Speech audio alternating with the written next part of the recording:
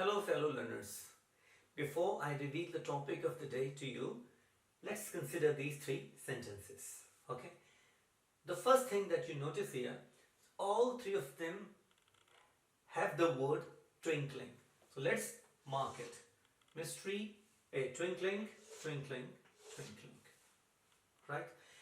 जब भी आप कोई शब्द देखते हो जिसमें ing लगा तो पहली चीज आपके दिमाग में क्या आती है कि ये प्रेजेंट कंटिन्यूअस टेंस होना चाहिए, है ना। लेकिन ये प्रेजेंट मतलब वर्ब होनी चाहिए ये, लेकिन जो आईएनजी फॉर्म होता है ना किसी शब्द का, वो वर्ब भी होता है, एडजेक्टिव भी होता है और नाउन भी होता है, हो सकता है। कैसे होता है आज यही हम सीखने वाले हैं। Okay, the stars are twinkling, right. यहां पे जाहिर सी बात है ट्विंकल एक्शन बता रहा है, इसलिए ये क्या है, ये वर्ब है। So it's a verb. ठीक है, अब यहां देखिए, twinkling stars are a mystery. यहां इसका मतलब है चमकते हुए तारे, चमकते हुए। और स्टार्स क्या है यहाँ पे, stars it's a thing, right. I mean these are things. तो ये ट्विंकल, जो भी शब्द किसी नाउन के बारे में कुछ बताता है उसको हम क्या कहते हैं, एडजेक्टिव। ठीक है ना। तो ट्विंकलिंग क्या हो गया यहां पे, एडजेक्टिव, राइट। अब देखिए, the twinkling of stars is a mystery. ठीक है, अब यहां पे ट्विंकलिंग क्या है, नाउन, क्योंकि ये एक एक्शन बता रही है। ठीक है ना।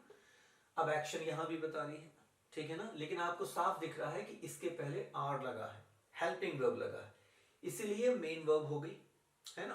तो यहां पे आर वगैरह नहीं लगा है, तो जाहिर सी बात है ये कंटिन्यूअस टेंस नहीं हो सकता है। Okay, so the twinkling of stars is a mystery. So the same word is being used here as a verb in the first, adjective in the second, and noun as the third, right? Now here is the topic of the day.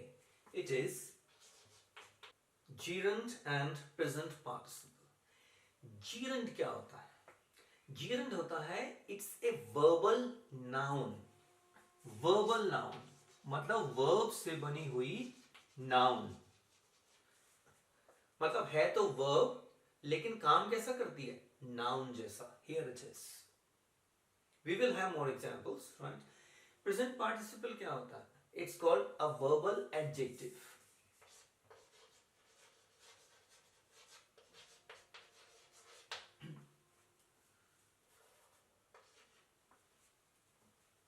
Okay, होता तो verb है लेकिन काम कैसे करता है, adjective जैसे। ये देखिए यहाँ एडजेक्टिव, ट्विंकलिंग स्टार्स, राइट। तो ये है जीरंड एंड प्रेजेंट पार्टिसिपल। ठीक है, अब हम और एग्जांपल्स लेते हैं, उससे आपको समझ आएगा। Now let us take up these 5 sentences. सबसे पहला, रीडिंग गिव्स मी प्लेजर, है ना। सबसे पहली बात तो जो जीरंड होता, अब ये वर्ब है, नाउन है कि एडजेक्टिव है ना। इसको कभी कभी ना एलिमिनेशन मेथड से भी समझा जा सकता है। एडजेक्टिव की बात करें, यदि ये एडजेक्टिव होता तो इसके बाद कोई नाउन होनी चाहिए थी, गिव्स नाउन तो नहीं होता, इसलिए ये एडजेक्टिव नहीं है।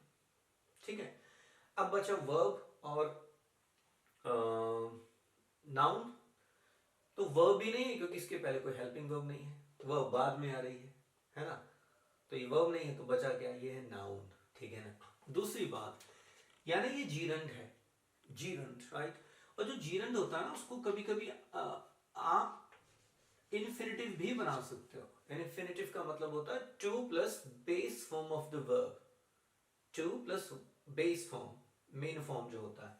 तो to read gives me pleasure, इसको ऐसा भी बोला जा सकता है। Likewise, to smoke is injurious. Okay? To smoke is injurious to health. तो ये दोनों हमारे क्या हो गए, जीरंड हो गए, है ना। अब हम बात करें यदि सेकंड सेंटेंस की, तो यहां पे आप देखिए crying, right? After crying we have baby. Baby is a person, therefore it is a noun. और जो नाउन को क्वालिफाई करता है उसको हम क्या कहते हैं, एडजेक्टिव। सो ये क्या हो गया, प्रेजेंट पार्टिसिपल, ठीक है ना, present participle.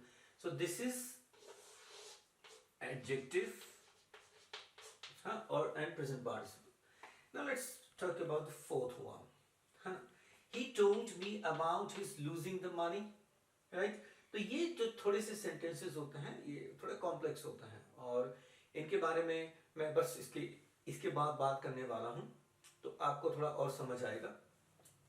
He told me about his losing the money। दरअसल इसका मतलब क्या है कि he told me how he lost the money। He told me how he lost the money। अब अंतर क्या है, इसको है ना, इसको लिखते हैं।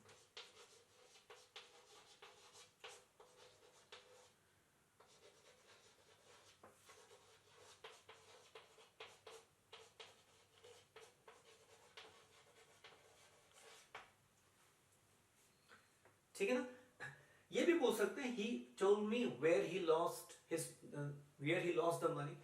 अब अंतर क्या है, ये जो पहला सेंटेंस है ना, ये है simple because it has only one clause. The second one is a complex sentence, it has one clause here and another clause here connected by how, ठीक है, तो एडवर्ब क्लॉज। तो ये है कॉम्प्लेक्स। अब आपको समझ नहीं आ रहा यदि, तो आप फिर से कहां पे जाइए, हमारे प्लेलिस्ट में जाइए। पहली बात तो चैनल को सब्सक्राइब करिए, प्लेलिस्ट में जाइए और वहां सेंटेंसेस वीडियो है, उसको बहुत ध्यान से देखिए। So this is a simple sentence, this is a complex sentence. कभी कभी स्पीकर होता है, राइटर होता है, उसकी चॉइस होती है उसे बोलना क्या है, सिंपल सेंटेंस बोलना है, कॉम्प्लेक्स बोलना है, मतलब वही है। He told me about his losing the money, right. So यहाँ पे लूजिंग क्या हो जाएगा, जीरंद है। पहली बात तो वर्ब हो नहीं सकता इसके पहले, इज एमा, वॉज वो, has been, have been, had been, ये कुछ नहीं आया, है ना। दूसरी बात, इसके बाद डायरेक्ट नाउन आना चाहिए, है ना। मैंने पहले भी बताया था यदि आप इस किसी शब्द को आईएनजी वाले को एडजेक्टिव मान के चल रहे हैं तो उसमें आपने क्या करना पड़ेगा कि उसके तुरंत बाद नाउन आना चाहिए। द, ए, एन, ये कुछ नहीं आता, है ना। आप कह सकते हो मनी नाउन ही तो है, दा नहीं आना चाहिए। बारीकियां हैं, ध्यान से समझना है इसे, ठीक है। तो यहाँ पे ये क्या हो गया, this is a gerund, right. Now the last one is pretty interesting, flying aeroplanes.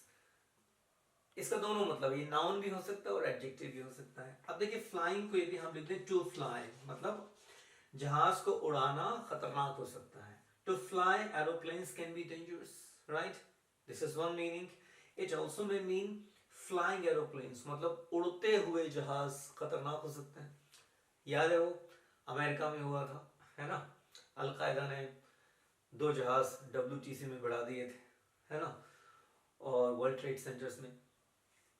तो ये flying aeroplanes can be dangerous to fly.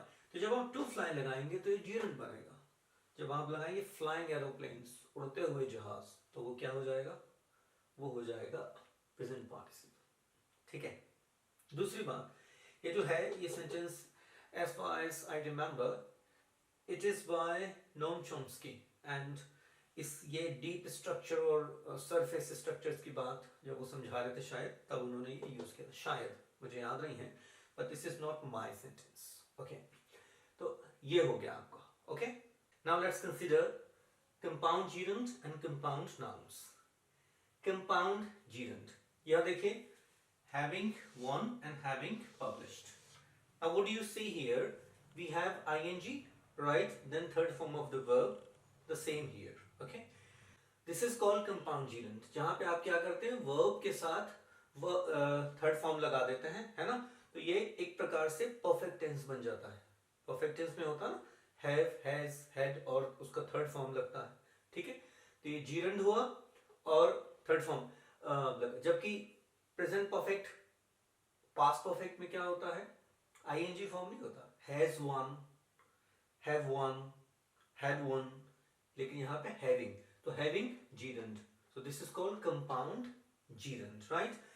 I read about his having won the election, right। ये उन सबसे ज़्यादा खतरनाक डरावने चीज़ों में से है जो मुझे बहुत परेशान करते थे। यार ये है क्या चीज़?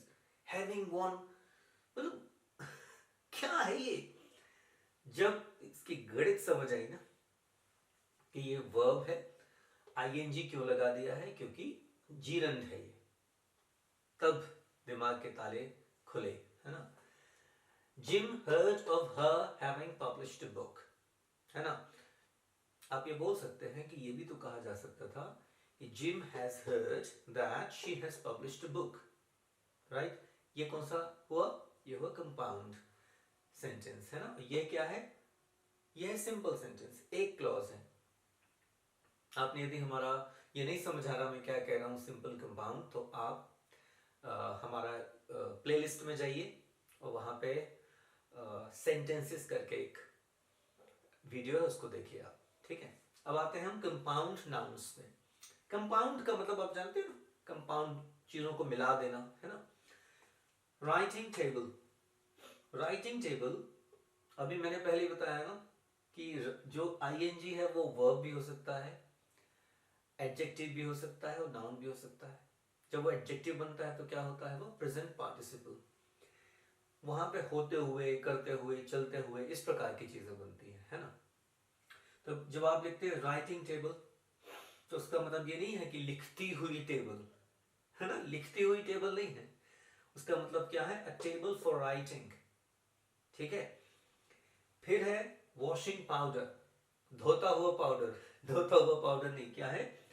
ए पाउडर ऑफ वॉशिंग, पावर लिख दिया मैंने a powder for washing. Likewise a machine for weighing, वजन लेने के लिए, है ना। ये होते हैं compound nouns. So it was a brief lecture on gerund and present participle.